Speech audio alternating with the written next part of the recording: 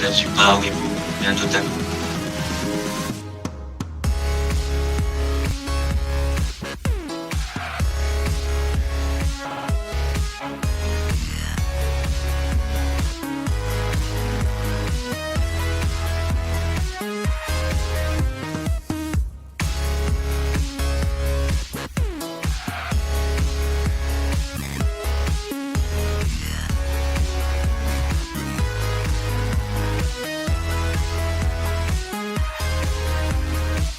Bonjour à tous et à toutes, et bienvenue dans cette troisième séance chronique.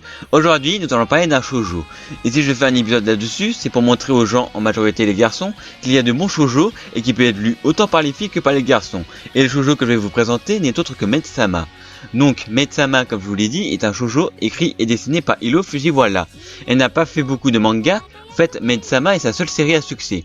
Il a été prépublié dans le magazine Lala entre avril 2006 et septembre 2013 et a été compilé en 18 volumes sortis en France chez Pika Éditions. Quant à l'anime, il comporte 26 épisodes, un OAV et a été produit par le studio JC Saft qui ont fait entre autres Pakuman ou encore plus récent Food War mais n'est pas licencié en France. Maintenant on va passer au synopsis. Nous voici au lycée de Seka-Aet, établissement de bas étage où les garçons forment 80% des effectifs. C'est dans cet univers très masculin qu'Ayuzawa Misaki, président du conseil des élèves, fait régner une discipline militaire. À force de travail et de détermination, ce petit brin de femme a su s'attirer de tous le respect. Belle, énergétique et intelligente, Misaki suscite l'admiration parmi les autres filles, qu'elle ne manque jamais de défendre. En revanche, elle répond une terreur sacrée parmi les garçons qu'elle tient fort peu en estime. C'est particulièrement le cas de son rival masculin, le très calme et respecté Uzui Takumi. Éternellement premier devant Misaki, Uzui provoque en plus des océans de larmes en rejetant sans faiblesse les filles qui se confessent à lui. Ce quotidien n'est qu'une facette de la vie de Misaki. Issue d'une famille pauvre, elle vit dans une maison délabrée en compagnie de sa mère malade et de sa petite sœur. Pour subvenir à leurs besoins, elle travaille donc à mi-temps comme maître dans un café. Pour ne pas écorner une réputation chèrement acquise, la jeune présidente tient à garder secrète cette double vie. Elle craint le pire lorsque Uzui la surprend à son travail, mais contre toute attente, le jeune garçon révèle un intérêt pour Misaki qui décide de soutenir. Dans l'ombre de cette rivalité va naître une certaine complicité et puis un amour. Maintenant, passons au personnage. Donc comme personnage, nous avons Misaki Ayuzawa, qui est la protagoniste de l'histoire. Elle est la première présidente du conseil des élèves du lycée Seka, qui est composée de 80% d'élèves masculins. Elle est réputée pour son intransigeance et son manque de patience face au travers des élèves masculins. Cette haine envers les garçons vient de son père, qui avait amassé une dette énorme avant de disparaître, et laissant ainsi tout seul avec sa mère, sa sœur et avec ses lourdes dettes à régler.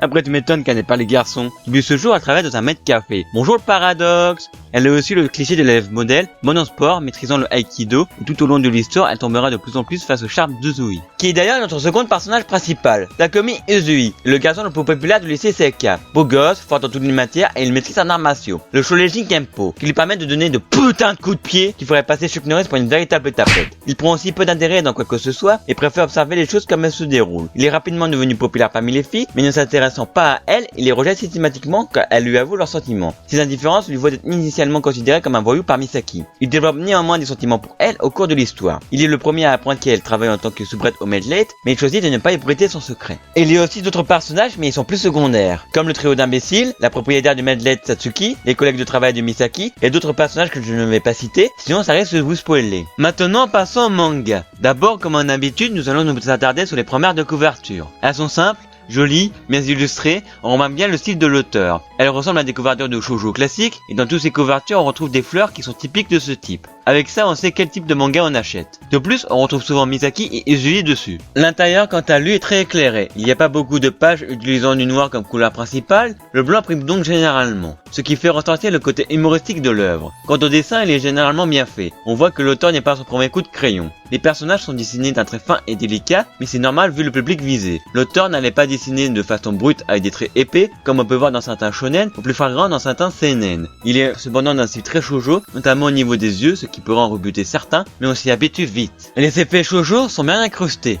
Ils sont assez nombreux et voyants, mais ceci est typique de ce type. Ce n'est donc pas gênant et permettent de mettre en évidence les moments de drague et de romance. Notamment grâce aux fleurs qui symbolisent le bouquet que tu tiens à ton petit copain ou à ta petite amie, ou tout simplement ce qui te sert à draguer. Quant au texte, le manga en a une quantité normale. Il y a assez de dialogues, les bulles se lisent assez facilement et il y a plein de textes hors bulles qui nous permettent de connaître les sentiments des personnages.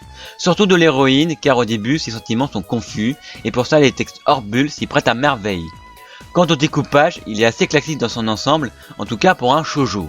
Il y a des scènes où la page est peu découpée pour laisser place aux expressions du visage, notamment pour montrer les sentiments des personnages. Ou d'autres scènes où le découpage est orienté plutôt action, sinon le reste du temps ça reste classique.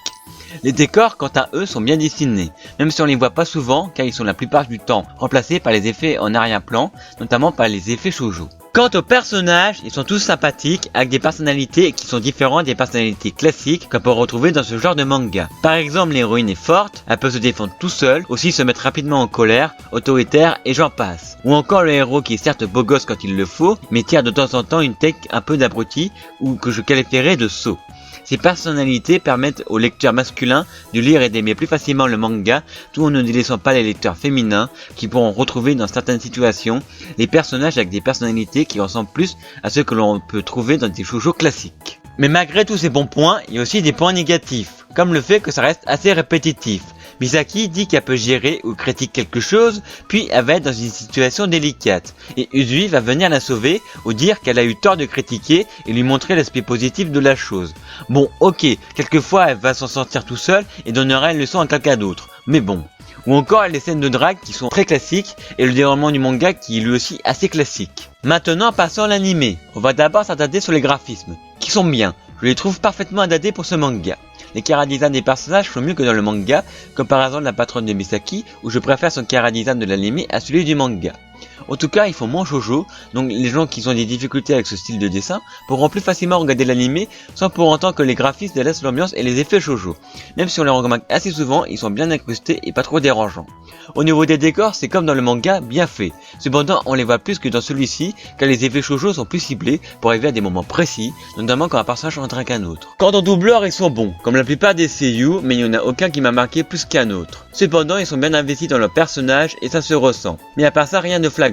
Les OST, quant à eux, ressemblent à ceux des School Life classiques, avec par moments des musiques rythmées pour des scènes avec un peu plus d'action, et d'autres moments des musiques calmes, souvent au piano pour des moments de romance ou pour nous rappeler qu'on est dans un shoujo. L'opening et les endings sont sympas, ils correspondent assez à l'ambiance de la série, petit bémol pour les endings. Il fait référence par les images à des scènes qui ne sont pas dans l'anime, mais qu'on découvre que dans le manga, et si on ne l'a pas lu, on ne les comprend pas. Par contre, les paroles correspondent à l'histoire d'amour entre les protagonistes, surtout l'ending 1 qui montre que pense Uzui de Misaki. Quant à la liberté scénaristique, l'anime n'en prend pas vraiment. C'est comme la plupart des animés, elle en prend plus ou moins. Il y a quelques petites scènes qui sont tournées différemment par rapport au manga, mais rien de bien méchant. Et les scènes clés sont les mêmes que dans l'œuvre d'origine. Mais comme tous les autres animés, il y a aussi des points négatifs, comme le fait que ça soit un animé qui est pour vendre le manga, car il couvre que les 35 premiers chapitres. Et comme je l'ai dit avant, faut avoir lu le manga pour comprendre les images des endings. Et beaucoup d'animés le font, donc ce n'est pas un gros point négatif. Il y a aussi les mêmes défauts que le manga, à part ça j'en ai pas trouvé d'autres. Faut dire que l'animé, à mon sens, n'a pas de défauts en plus que le manga, mais il est aussi loin d'être le plus parfait. Maintenant passons aux raisons de vous intéresser à Maid-sama. Tout d'abord, c'est une œuvre qui peut être autant lue et regardée par les filles que par les garçons, notamment grâce au caractère des personnages qui plairont autant aux garçons qu'aux filles, et le fait que ça soit une comédie.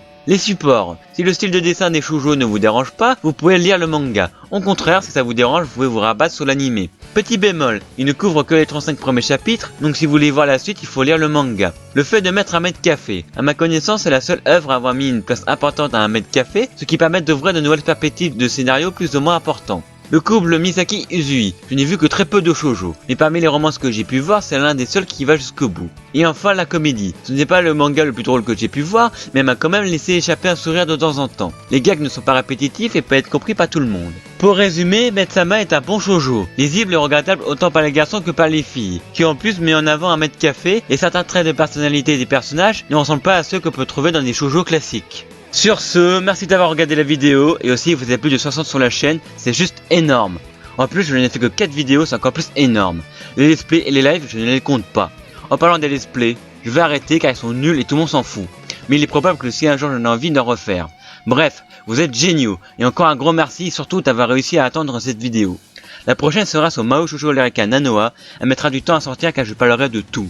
Les 4 saisons, les films et les jeux vidéo. Mais bon, c'est mon Magical Girl préféré, donc ça va me faire plaisir de faire cette vidéo, surtout pour des abonnés aussi géniaux. Bref, je vous dis au revoir et à bientôt pour une nouvelle séance chronique.